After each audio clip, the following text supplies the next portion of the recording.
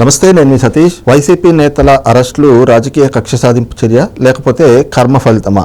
ఇవే ఈ రోజున ఏపీ రాజకీయ వర్గాల్లో పెద్ద ఎత్తున జరుగుతున్నటువంటి చర్చ. మరి ఇదే అంశాలపై మనతో విశ్లేషించేందుకు తెలుగుదేశం పార్టీ అధికార ప్రతినిధి సూర్యదేవర లత గారు ఉన్నారు. మేడం నమస్తే.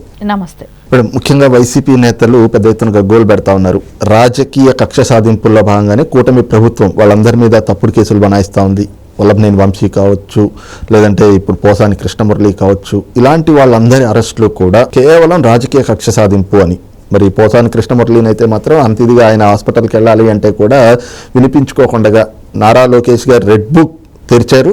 ఆ రెడ్ బుక్లో ఒక్కొక్క పేజీలో భాగంగానే వల్లభనేని వంశీ, పోసాని కృష్ణమురళి వీళ్ళ అరెస్టులు జరుగుతూ ఉన్నాయి. ఇదంతా కూడా రెడ్ బుక్ రాజ్యాంగం అని చెప్పేసి వాళ్ళు ఆరోపిస్తున్న పరిస్థితి. నిజంగానే రెడ్ బుక్ రాజ్యాంగం నడిపిస్తూ ఉందా కూటమి ప్రభుత్వం? రెడ్ బుక్ ఓపెన్ అయ్యి అందులో భాగంగానే వీళ్ళందరూ అరెస్టులు అవుతా ఉన్నారా, లేకపోతే వీళ్ళ కర్మఫలం అంటారు? ఇక్కడ వాళ్ళు చేసిన తప్పుల గురించి కూడా మాట్లాడాలి. ఇక్కడ వాళ్ళు చేసిన తప్పులు మర్చిపోయారా? వాళ్ళు మాట్లాడిన మాటలు మర్చిపోయారా?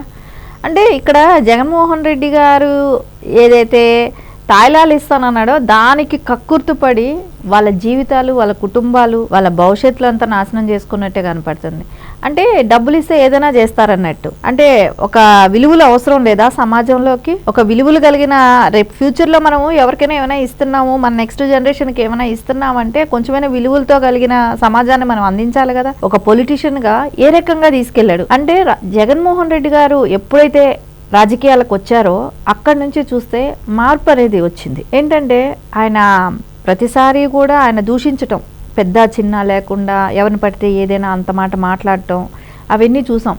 అది కూడా కాకుండా 14 నుంచి 19 వరకు నారా చంద్రబాబు నాయుడు గారు సీఎంగా ఉన్నప్పుడు కూడా ఆయన గతంలో కర్నూలులో జరిగిన సభలో ఎలక్షన్ క్యాంపెయిన్ అనుకుంటా, ఆ టైంలో షూట్ చేయండి సీఎంని అంటే నారా చంద్రబాబు నాయుడు ఆ రకంగా మాట్లాడారు. నడి రోడ్డు మీద కాల్చాలని చెప్పేసి ఆయన బహిరంగ సభల్లో మాట్లాడారు. సో అప్పుడు ఆయన సీఎం కూడా కాడు. సీఎం అంటే ఒక ఛాన్స్ అని అప్పుడే అడుగుతూ తిరుగుతున్నారు.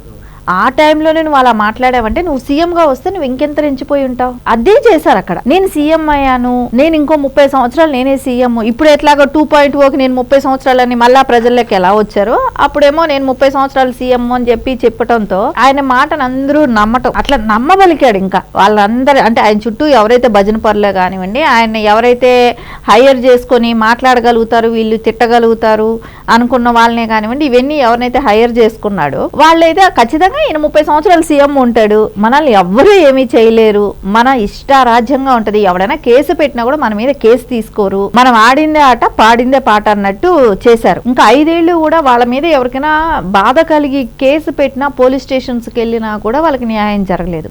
అసలు ఒక్కటి ఇక్కడ లోకేష్ గారు ఉద్దేశం వేరు, వీళ్ళు రెడ్ బుక్ అని వీళ్ళు భయపడుతున్నారు. తప్పు చేసిన వాళ్ళకే కదా నేను ఆ రెడ్ బుక్ లో ఉన్నానేమో అని భయం వస్తుంది. లోకేష్ గారు చెప్పలేదే మీరున్నారు రెడ్ బుక్ లో వాళ్ళని వరుసగా చేస్తున్నారు, అట్లా లేదు.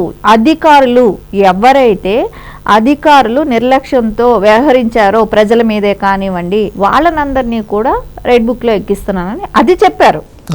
ఆయన పాదయాత్ర టైంలో చెప్పింది కూడా అదే కదా. సరే, రెడ్ బుక్ ఒకటే, రెడ్ బుక్ లో పేరు ఎక్కించుకున్నంత మాత్రాన ఇప్పుడు మనం ఇక్కడ ఎవిడెన్స్ కూడా ఇంపార్టెంట్ కదా. ఒక కేసు పెట్టి అది కోర్టుకు తీసుకెళ్ళాలి అని అంటే ఒక ఎవిడెన్స్ ఉండాలి. అది జగన్మోహన్ రెడ్డి అయితే ఎవిడెన్స్ లేకుండా చేయడానికి చేసే ఒక అంటే మనకు తెలుసు వాళ్ళని అరెస్ట్ చేయించేసేయాలి, వాళ్ళు జైలుకి వెళ్ళాలి, నేను జైలుకి వెళ్ళాను కాబట్టి అవతల వాళ్ళు కూడా జైలుకి వెళ్ళాలి అనే ఒక ఉద్దేశంతో నారా చంద్రబాబు నాయుడు గారిని జైలుకి తీసుకెళ్లారు. ఆ ఉద్దేశం ఉండేది ఎవరికి?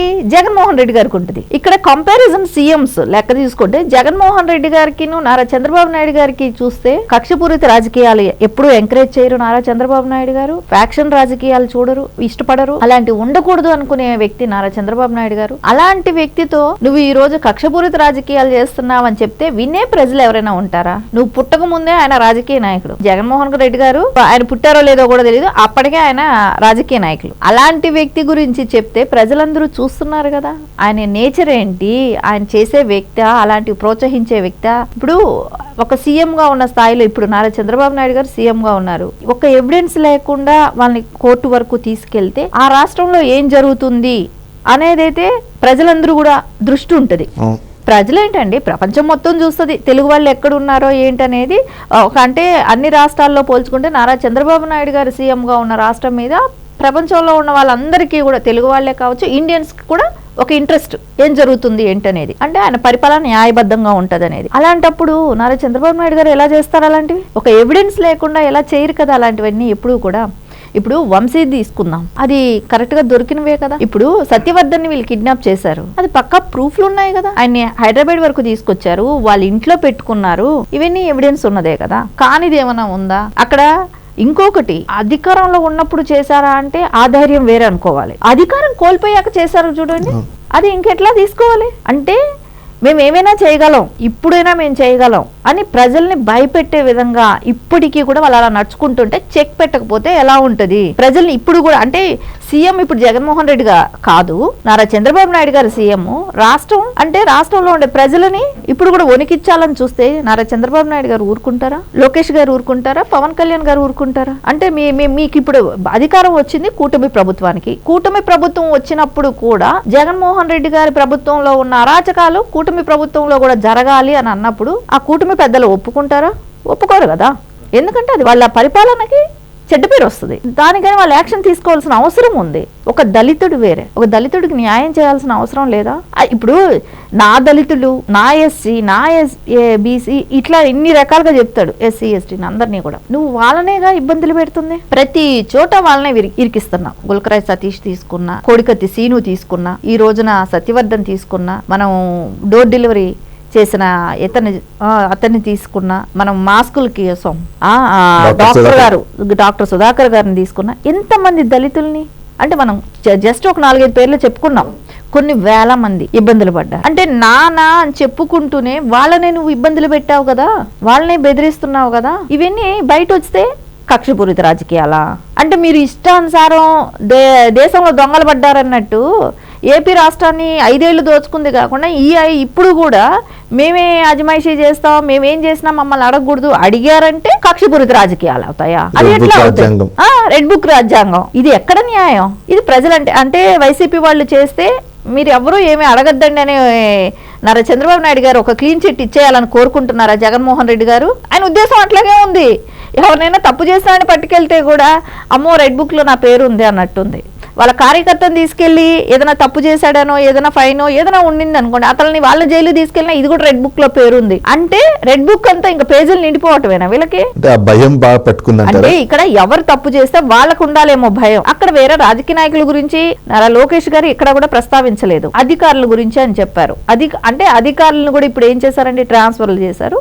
ఇంకొంతమంది ఉంటే వాళ్ళు చెప్తే మారుతారని చూశారు. దాని మూలాన ఆ అధికారుల మూలాన పార్టీకి కూడా డ్యామేజ్ అవుతూ ఉన్నా కూడా ఇంకా నారా చంద్రబాబు నాయుడు గారు అంటే మారుతారు, ఆయనకున్న పేషెన్స్కే కానివ్వండి, అందరినీ ఇబ్బంది పెట్టమా అంటే కొంతమంది చేసిన తప్పులకి కొంతమంది తప్పులు, మనం ఆ తప్పుల్ని కొద్ది మారుతారేమో అని ఒక వెయిట్ చేసి చూడటం. ఇక్కడ పార్టీ నష్టపోతుంది, ప్రభుత్వానికి కూడా కొంచెం చెప్పారు. ప్రభుత్వంలో నడవటం లేదన్నప్పుడు దాని మూలన మొన్నే పార్టీ కూడా ఎఫెక్ట్ అవుతుంది. ఆ బాధ అంతా కూడా ఎవరు? నారా చంద్రబాబు నాయుడు గారు కక్షపూరితంగా అంటారనే ఒక ఉద్దేశం కాదు. ఆయన ఒక సిస్టమ్ ను ఒక లెవెల్లో తీసుకురావాలి, సిస్టంలో ఇలాంటి ఇబ్బందులు లేకుండా చూడాలి అనే ఒక ఆలోచనతో చూస్తున్నారు. అంతేగాని మీలాగా దుర్మార్గంగా ఆలోచించే పని కాదు కదా. అని ఎప్పుడూ కూడా కక్షపూరిత రాజకీయాలకైతే తెలుగుదేశం పార్టీ ఎప్పుడూ కూడా ఎంకరేజ్ చేయదు. ఎవరైతే తప్పులు చేశారో వాళ్ళనైతే వదిలిపెట్టే ప్రసక్తి కూడా లేదు. న్యాయం అనేది, చట్టం అనేది తన పని తను చేసుకెళ్తుంది.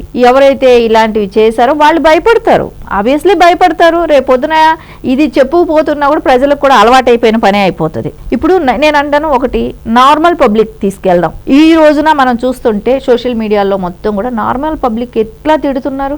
వీళ్ళని అరెస్ట్ చేసిన వాళ్ళందరినీ చూస్తే లేట్ అయిపోయిందన్నారు, అందరూ లేట్ అవుతుందని అన్నారు, ఇది ఎప్పుడో జరుగుండాలన్నారు. అయ్యో వాళ్ళని అన్యాయంగా అరెస్ట్ చేశారనే వాళ్ళు లేరు, ఆ మాట చెప్పే వాళ్ళు లేరు. ఒక జగన్మోహన్ రెడ్డి తప్ప దేవుడు చూస్తున్నాడంట. 5 ఏళ్లు చూశారు కాబట్టి 151 11కి చేరారు. ఇంకా ఈ దుర్మార్గాలు ఇంకా కంటిన్యూ చేస్తే ఒకటి కూడా వస్తుందో రాదో, పులివెందులు కూడా వస్తుందో రాదో చూసుకోవాలి. వాళ్ళ నాయకులు అందరూ కూడా ఇప్పటికే అసెంబ్లీకి రాకపోవడంతోనే నెక్స్ట్ వాళ్ళు ఉంటారో ఉండరో కూడా తెలియదు ఆ పార్టీలో. ఇవన్నీ కూడా ఎప్పుడు కూడా ప్రజలు నమ్మే పరిస్థితుల్లో అయితే లేరు. జగన్మోహన్ రెడ్డి 5 ఏళ్లు చేసిన అరాచకానికి బాగా భయపడిపోయి ఉన్నారు.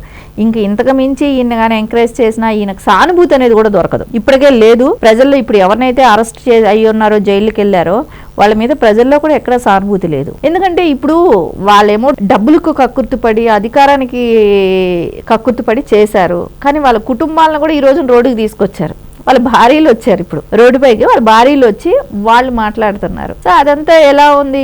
మొగుళ్ళనేమో జైల్లో పెట్టించారు, ఇప్పుడు భార్యలనేమో రోడ్డు మీద తీసుకొచ్చాడు, వాళ్ళ పిల్లలేమో రేపు పొద్దున జైలు చుట్టూ చుడుతున్నారు. సో ఇదేనా జగన్మోహన్ రెడ్డి గారితో కలిసి ప్రయాణిస్తే జైలు పాలవుతారనే దానికి నిదర్శనం ఈ రోజున చూస్తున్నాం.